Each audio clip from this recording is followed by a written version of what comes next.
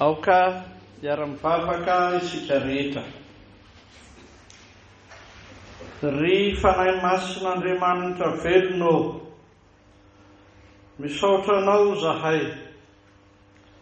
Fa Andriamanitra avy amin'Andriamanitra ianao, ary mahavita ny asa izay anirahana anao. Sotranao zahay, fa ianao mampahatsiaro anay, mampahafantatra anay ny fahotana, mba hahatonga anay olona izay tena mino. Arova zahay,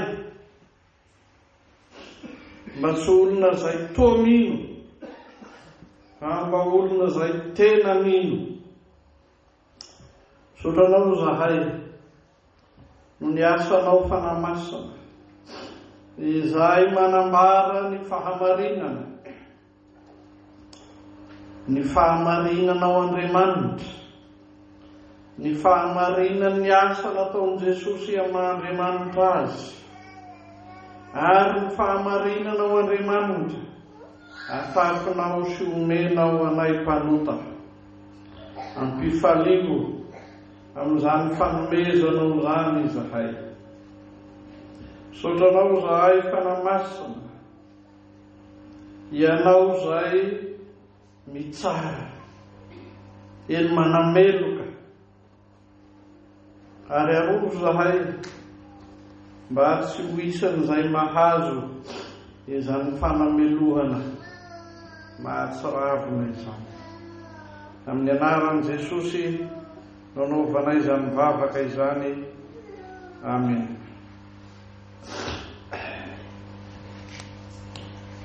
Amin'ny fifaliana lehibe tokoa ry havana no isaoranay an'Andriamanitra amin'izay ahazoana mamangy aty amin'ny Efelepa vatomandry, aty amin'ny renivohitra ity fileovana ity.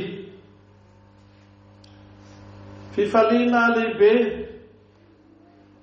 ny anananay ampaha-potoana ahazoana mamangy anareo, ary isaoranay anareo ny fanehoanareo fitiavana sy faharetana. Raha vao namboatra ny programa ihany dia efa sahiran-tsaina, avy any Tanzania no hiala, mbola handalo ny Nairobi, ka nieritreritra hoe aty vatomandry no hanao altara sy toroteny. Misaotra n'Andriamanitra no ny heriny sy ny fahefany mahandriamanitra azy, fa navelany ho tanteraka sy lavorary izany. Misaotra anareo koa amin'ny faneho-pitiavana sy ny faharetana lehibe, fa raha ny programa teo am-pelantananay farafahatarany dia ho tonga tamin'ny Romaraina tao Antananarivo, ary verina fa malalaka tsara ny atongavana aty vatomandry, ahazoana mitarika ny fanompoam-pivavahana sy manao zolotirjia alahady maraina izao. Fa isika moa manaiky ny fitondran'Andriamanitra sy ny fiasany, ka na ny teknisianina aza tsy nahay nanazava hoe ahoana, fa niala melohan'ny ora tokony alanay tany Nairobi zahay, kanjo tafaverina any Nairobi ny ropilanina fa tsy tonga taty Antananarivo, ary amin'ny ora efa tokony aty Antananaривonay mbola tsy miala any Nairobi indray zahay. Misaotra n'Andriamanitra na dia nisedra olana dia tafidina somatsara teo Ivato tamin'ny 5 maraina ny roaplanina ary tsy ny vilivily fa namonjy ity fotoana aty vatomany ity avy atrany. Misaotra anareo amin'ny faneom-pitiavana lehibe sy ny faharetana.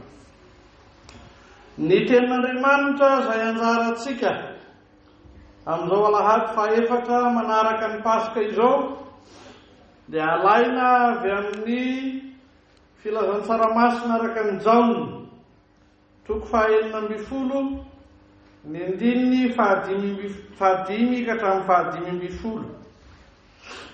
Jaona toko faha-12 andininy fahadimy ka hatramin'ny fahadimy-mbifolo. Filazan-tsaramasina araka ny Jaona toko faha-12 andininy fahadimy ka hatramin'ny fahadimy-mbifolo. Toy izao ny vaky ny teny amin'ny anaran'i Jesosy Tompo. Fa ankehitriny mankany amin'izay naniraka aho ary tsy misy aminareo manontany ahy hoe hankaiza ianao. Fa satria nilaza izany taminareo aho dia vontona alahelo ny fonareo. Fa izaho milaza ny marina aminareo, mahatsara anareo ny fialako, fa raha tsy hiala aho dia tsy ho avy etỳ aminareo ny mpananatra. Fa raha handeha aho dia irahako ho atỳ aminareo izy. Ary raha tonga izy dia ampiaiky izao tontolo izao ny fahotana sy ny fahamarinana ary ny fitsarana. Ny fahotana satria tsy mino ahy izy, ny fahamarinana satria makany amin'ny ray aho ka tsy ahita intsony ianareo, ny fitsarana satria ny andrian'izao tontolo izao dia efa voatsara. Mbola manana zavatra maro lazaina aminareo aho nefa tsy zakanareo ankehitriny. Fa raha tonga ny fanahy ny fahamarinana dia izy no hitaridalana anareo amin'ny marina rehetra. Fa tsy hiteny ho azy izy, fa izay koreny dia ho lazainy avokoa. Ary ny zavatra ho avy aza dia ambarany aminareo. Izy ankalaza fa handray avy amin'ny ahy izy ka hanambary izany aminareo. Izay rehetra ananana ray dia ahy avokoa. Koa izany no lazako fa mandray avy amin'ny ahy izy ka hanambary izany aminareo. Ry Ray Masina manamasinana amin'ny fahamarinana ny teninao ny fahamarinana. Amen. Ry fiangonana malala ho aminareo rehetra ny fahasoavana sy ny fiadanana avy amin'Andriamanitra raintsika sy Jesosy Kristy Tompo. Amen.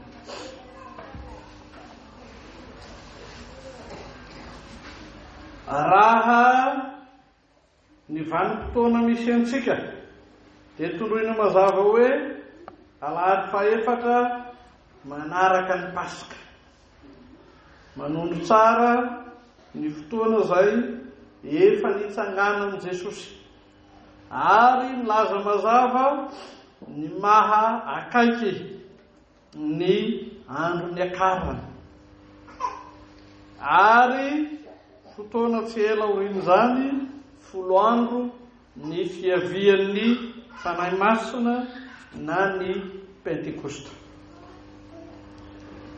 Ny tenin'Andriamanitra izay anjarantsika raha nalaina avy amin'ny filazan-tsaramasina araka ny Jaona toko faha-12 dia teny izay milaza ny fanaovam-beloma nataon'i Jesosy tamin'ny mpianatra. Teny izay milaza ny fanomanana ny fon'ny mpianatra ny amin'izay hiatrehan'i Jesosy ny fahoriany, ny fijaliany sy ny fahafatesana. Io dia hita mazava tsara amin'ny toko faha-13, 14, 15, 16, 17. Fa izay misongadina sy anatsoantsika hafatra lehibe dia ny hoe na dia mizara vanim-potoana tahaka izany ny vanim-potoana izay iainan'ny fiangonana Andriamanitra izay manambara tena dia mampiariary mazava ny maha izy azy ary milaza mazava ny asa izay ataony. Amin'izay fanambarana mazava ny maha izy azy an'Andriamanitra dia hitatsika amin'ity teny fanaovam-beloma nataon'i Jesosy tamin'ny mpianatra ity. Hitatsika amin'izao filazana ny amin'ny avian'ny fanahy masina izao ny mahasarobidy ny maha-Andriamanitra telo izay iray an'Andriamanitra. Ho avy ny andro ny Trinité izay hanazavana betsaka ny amin'izany telo izay iray izany. Fa izay lazaintsika mahasarobidy izany eto izao: mihamaro ireo fampianarana manohitra ny mahatelo izay iray an'Andriamanitra. Fa eto amin'ity filazantsara ity, amin'ity perikopan-jarantsika ity, dia ampiariarena mazava fa telo izay iray Andriamanitra, dia ny Ray sy ny Zanaka ary ny Fanahy Masina. Iverenany zany amin'ny fotoanan'ny Trinité isin'izay fanazavana bebe kokoa. Fa izay ariariany tsy finoan'ny olona dia ny fandavany tokoa ity Trinité ity. Fandavany ny maha-Andriamanitra ny Jesosy na fandavany ny maha-olombelona an' Jesosy. Fandavany ny maha-Andriamanitra feno ity fanahy masina ity. Izany indrindra nefa no ambara mazava amin'izao tenin'Andriamanitra izao. Fa Andriamanitra marina tokoa Jesosy ary olombelona marina tokoa Jesosy. Izy izay miresaka amin'ny mpianatra eto amin'ny fanaovam-beloma izao. Fa Andriamanitra marina tokoa ny Fanahy Masina. Izany indrindra no tsindriny sy ateriny amin'izao teny izao. Fa na ny maha izy azy ny Fanahy Masina na ny asa izay ataony dia tsy hafa fa ny maha izy azy an' Jesosy sy ny asa izay ataony Jesosy. Ary ny fanambarana izay ataony dia tsy hafa fa fanondroana mazava an' Jesosy. Fa misy asa lehibe tondroiny izao tenin'Andriamanitra anjarantsika izao, ho asa lehibe izay ataon'ny Fanahy Masina. Tondroiny mazava fa ny Fanahy Masina dia irahina amin'ny maha Andriamanitra azy mba hampiaiky izao tontolo izao ny fahotana. Ny Fanahy Masina amin'ny maha Andriamanitra azy dia irahina mba hanambara ny fahamarinana. Ny Fanahy Masina maha Andriamanitra azy dia irahina mba hanambara fitsarana na hamoaka didim-pitsarana. Fa ankoatran'ireo dia lazainy tenin'Andriamanitra hoe ity Fanahy Masina ity na ity fanahin'ny fahamarinana ity dia hitari-dalana koa ny mino amin'ny marina rehetra. Ity Fanahy Masina ity dia ilaza ny zava-miafina rehetra mba ho fantatry ny fiangonana. Amin'ireo asa lehibe lazainy tenin'Andriamanitra amin'ny perikopan-jarantsika androany ireo dia hifantoka amin'ireo asa telo lehibe izay ataon'ny Fanahy Masina isika.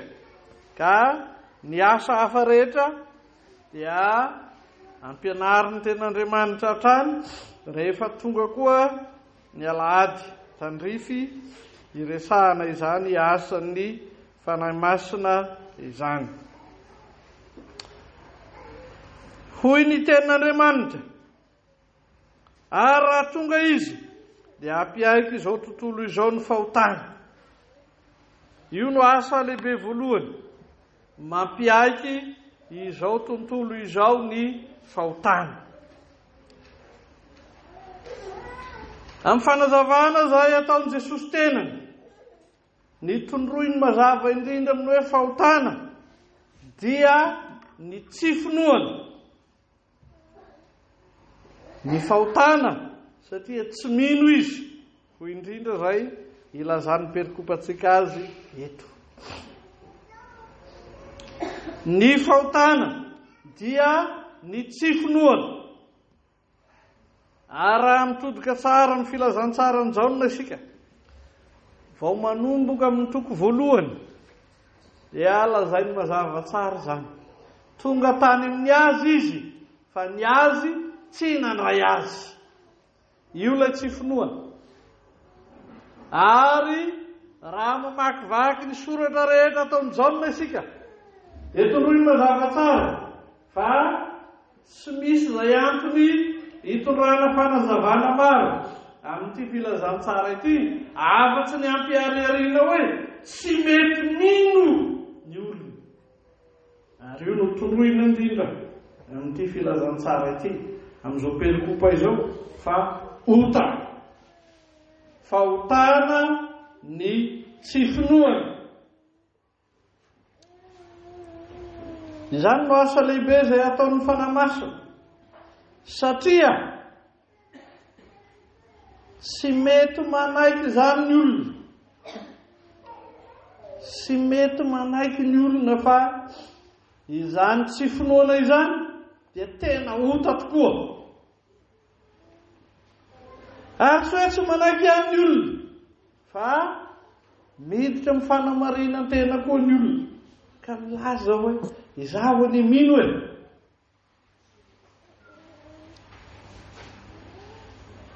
Ary rehefa lazaina izany teny izany, dia izao indrindra ny tonga ao an-tsainy maro. Nahoana ary pastora tsy manako lazaina amin'ireny olona maro be tsy miditra am-piangonana ireny? Fa ny olona tsy miditra am-piangonana be lavitra no zahay tonga ato am-piangonana.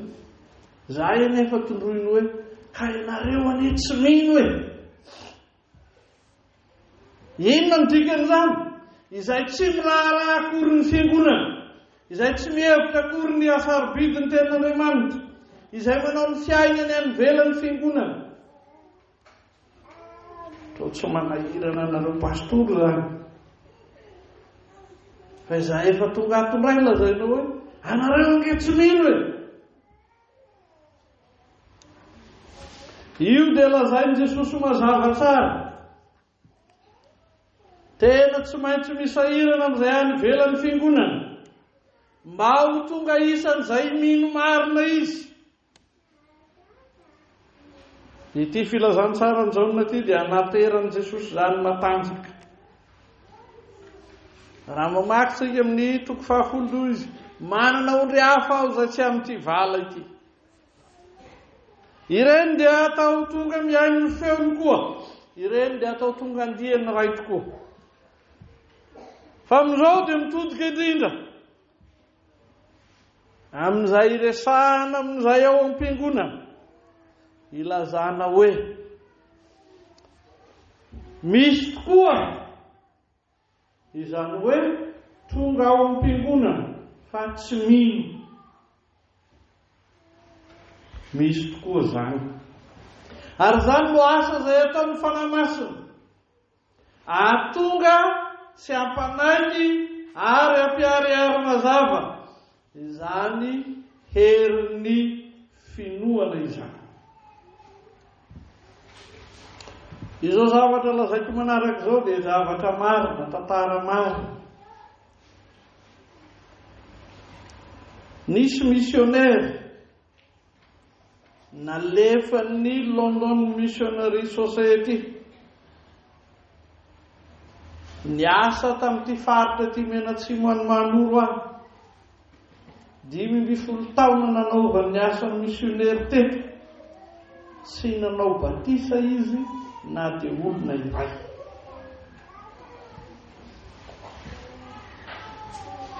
Fa nisy fotoana nandefa iraka ny avy any Sotanany. Ny iraka tsy mahazo manao batisa, mitoro teny izy, joro vakolom-belona izy, mitaona ny olona izy, ampiasainy fanahy masina amin'izany atao hoe mandresy lahatra ny olona hino. Ao zavatra mitranga. Maraina mandra-paharivan'ny andro ilay pastera tsy nanao batisa 5 taona, nanao batisa tsy akitsana.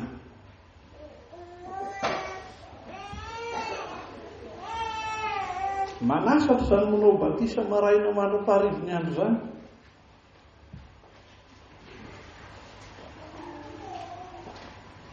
Tamin'izao diako zao dia niresaka amiko ny veka anankiray dia nilaza hoe nisy fotoana anankiray izahay nanao confirmationa tanora 5,000. Io zao hoe tsy vitako zany.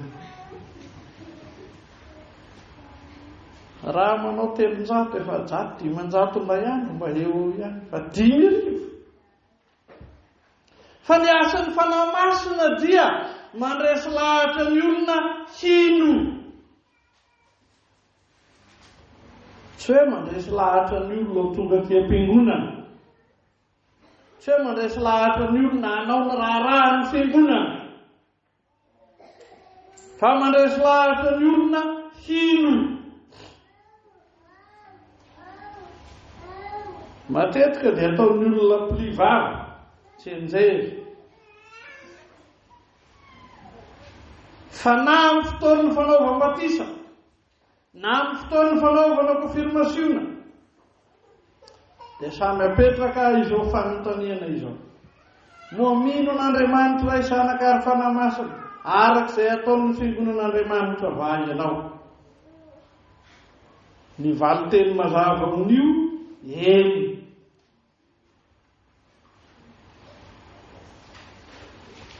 Fa rehefa jerevanao ilay olona nanao eny tamin'izany batisa na confirmationa zany, dia mbola misy zavatra hafa hitokeny sy antenainy. Fa ny hoe mino n'Andriamanitra zanaka ary fanahy masina arak'izay ataon'ny fiangonan'Andriamanitra, dia tsy misy atahorana mihoatra an'io Andriamanitra io, tsy misy tiana mihoatra an'io Andriamanitra io, ary tsy misy itokiana mihoatra an'io Andriamanitra io. Ary zany no lazainy ny fampianarany Martin Luther ao amin'ny fotom-pianarany hoe tsy maintsy atahotra sy ho tia ary atoky an'Andriamanitra mihoatra noho ny zavatra rehetra isika. Izany dia miatra mazava tsara eo amin'ny fiainan'ny olona. Raha faly izy, raha ory izy, raha mitomany izy, raha manam-paoriana izy, na manao fety izy, raha mihinam-be izy, na tsy manan-koanina izy, raha mitafy marososona izy, na tsy manan-kitafiana izy. Izay no anehoan'ny finoana. Matoky an'Andriamanitra ray zanaka ary fanahy masina. Tia an'Andriamanitra ray zanaka ary fanahy masina. Matahotra an'Andriamanitra ray zanaka ary fanahy masina.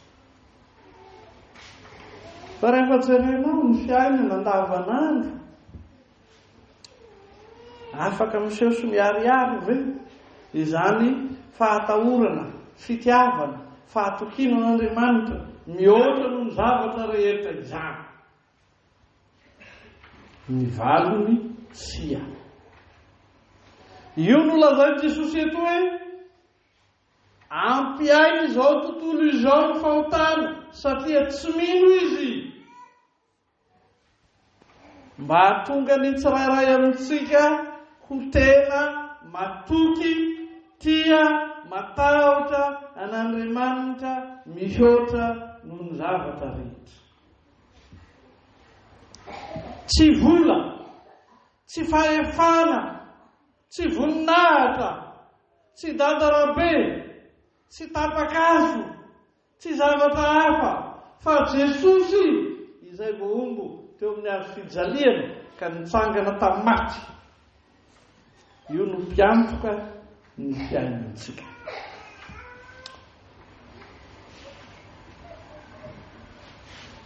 Davida rehefa nihira ny salamo 120 ka nanao hoe Jehova no mpiandry ahy, tsy hanan-java mahory aho. Dia fanehoany, ny finoany, ny fahatokiny, tena fiankinany fony amin'Andriamanitra izany.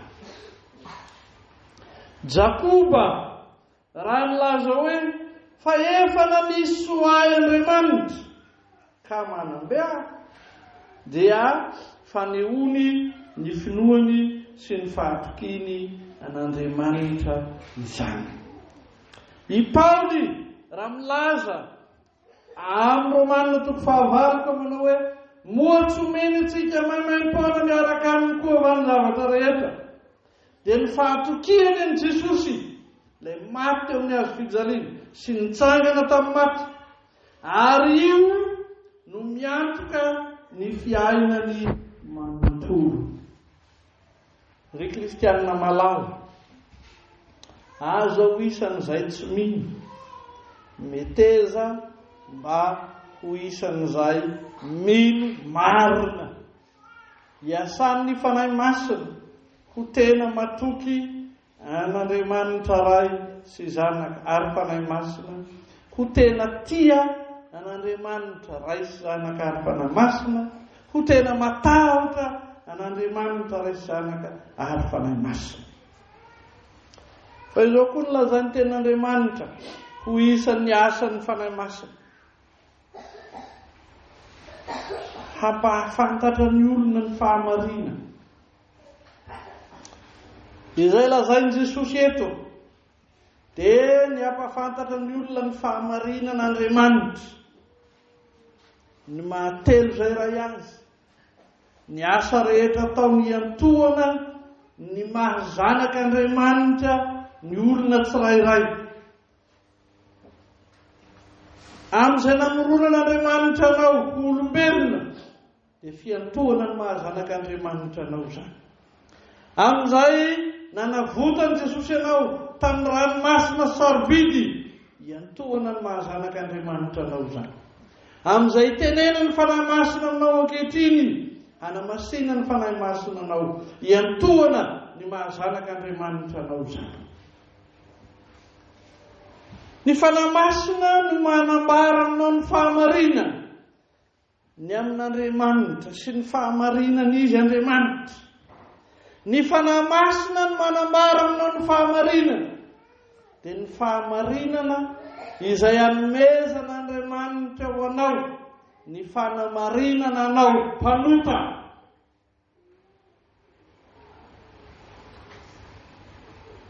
Io dia asa lehibe koa ataon'ny fanahy masina.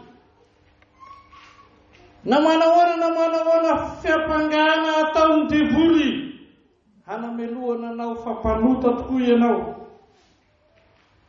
Voalohany tsy mino tsara, faharoa manao asa ratsy, nao mpamono olona, nao mpangalatra, sy ny sisa sy ny sisa. Fa ny fanahy masina mampianatra anao ahalala fa ny fahamarinan'Andriamanitra dia omeny anao. Izany ny dikan'izay lazainy Jesosy eto hoe maty izy, tsangana tamin'ny maty izy, ary ho any amin'ny raiko aho izy.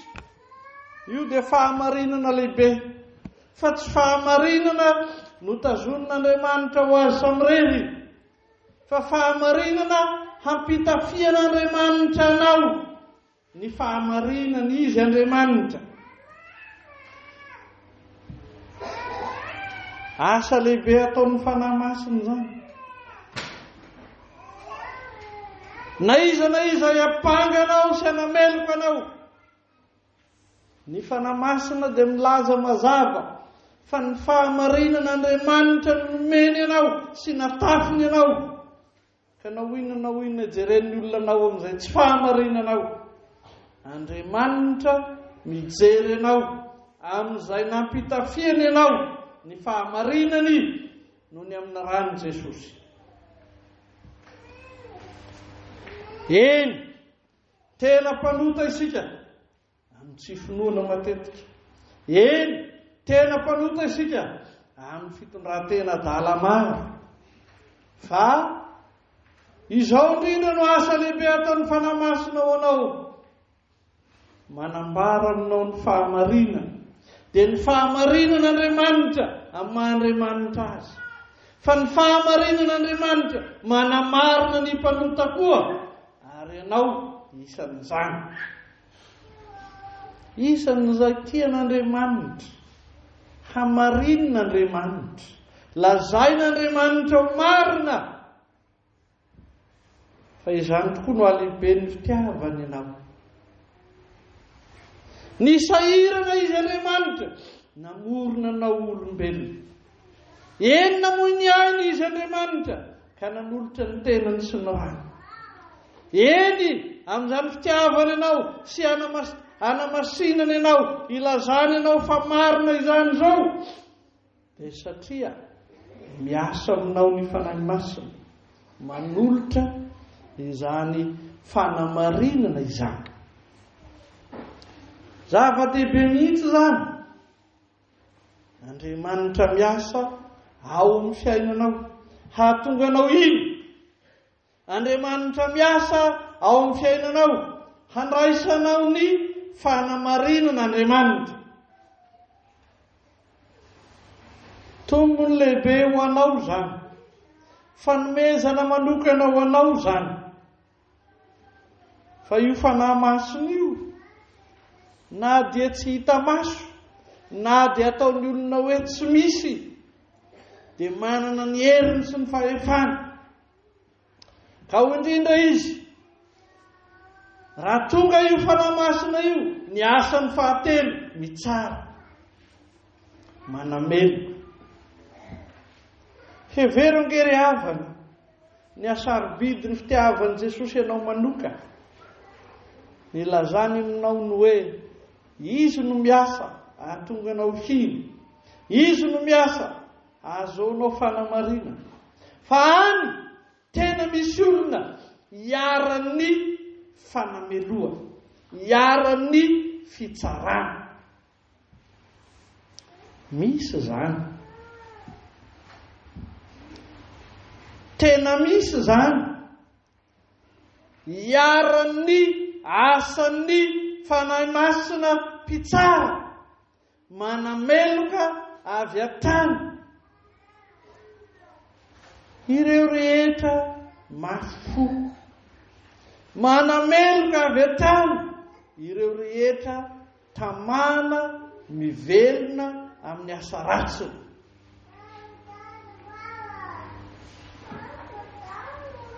Zava-dehibe izany asa ataon'ny fanahy masina izany. Mieritreritra lalina, ahoana ary ny tsy azahoan'ny olona, fa miasa mahery tokoa io fanahy masina io. Andriamanitra io, ary miasa manameloka tokoa io.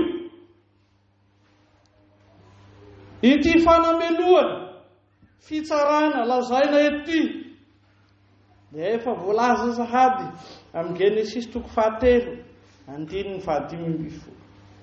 Ho indrin'Andriamanitra namoaka ny didi-pitsarana dia ampifandrafesiko ianao sy ny vehivavy, ny taranakao sy ny tarana.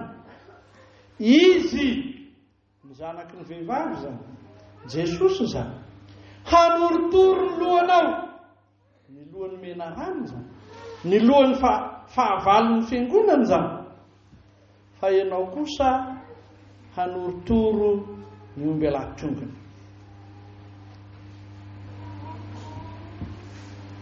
asa ny fanahy masina mazava ry hava, ny manameloka tanteraka ny fahavalon'ny fiangonana,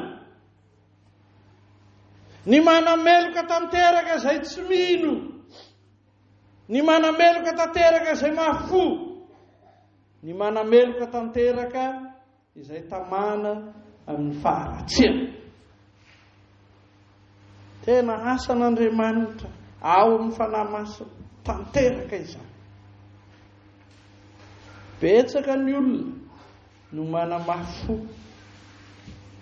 To te hevitra n'Andriamanitra ao tsy misy, to te hanao izay rehetra heveriny fa mety tsy mila n'izany Andriamanitra izany. Kanefa tena efa nambara izany didim-pitsarana izany, ary tsy azo idovirana izany didim-pitsarana izany.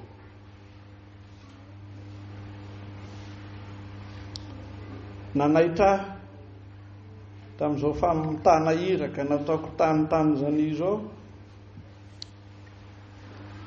ny nahitako fihetsika olona anankiray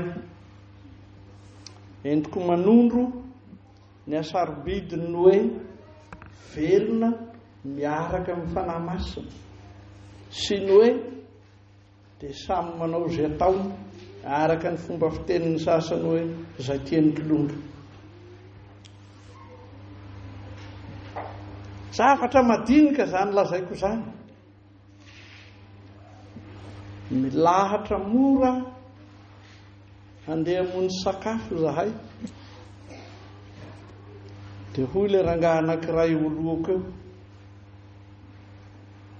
président, ahoana ho aho, azafady, nahoana ho aho, tsy afaka mandeha eto anoloanao aho, hisakafo amintsika izao, tsy afaka mandeha eto anoloanao azafady, fa nahoana ho aho, sarobidy loatra ny fanahin'Andriamanitra ao aminao sy ny asa nankininy aminao. Azafady mandrosoy ianao fa hafaranao aho.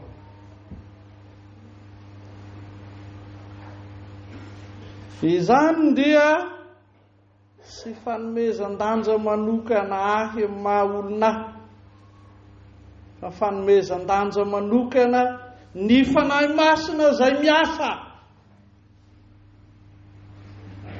Fa misy olona na dia efa ambara mazava ny asan'Andriamanitra, na dia efa aseho miariary ny asan'Andriamanitra, fa tsy amin'ny fomba miolaka tahaka izany, dia mbola manakipy ny maso, dia mbola manetsina ny sofiny, ka sady tsy te hahita no tsy te halala fa miasa ange io fanahy masin'Andriamanitra io e. Ary izany finiavana hikipy sy hanampitsofiny izany dia fiantsoana ny fahatezeran'Andriamanitra hanambara ny fanameloana avy amin'Andriamanitra. Io no asa lehibe fahatelo ataon'ny fanahy masina. Isika rehetra tian'i Jesosy manokana ampandrenesiny izany teniny izany, dia tariny amin'izany asan'ny fanahy masina izany mba hino tokoa fa tsy ho mpiatsara velantsika. Tena hino fa tsy minomino, tena hino fa tsy modomino, tena matahotra n'Andriamanitra, tena tia n'Andriamanitra, tena matoky an'Andriamanitra. Io no adivarotra ambaran'izao tenin'Andriamanitra izao. Fa amin'izany finoanao izany ho anao indrindra ny fanamarinana izay efa nomanin'i Jesosy tamin'ny nanolorany ny teny, hanomezana anao koa ny rano, hahatonga anao hanana fiainana be dia be ao aminy. Isika rehetra izay nandray izany fanamarinan'Andriamanitra izany, dia tsy mandray ny fanameloan'Andriamanitra ho an'izay tsy mino raha teo, ho an'izay mafo raha teo.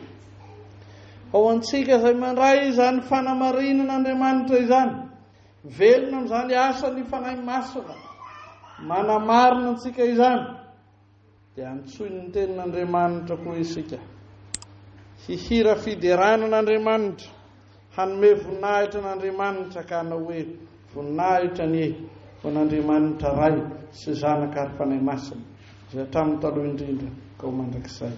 Amen. Raiso ny fitahiana.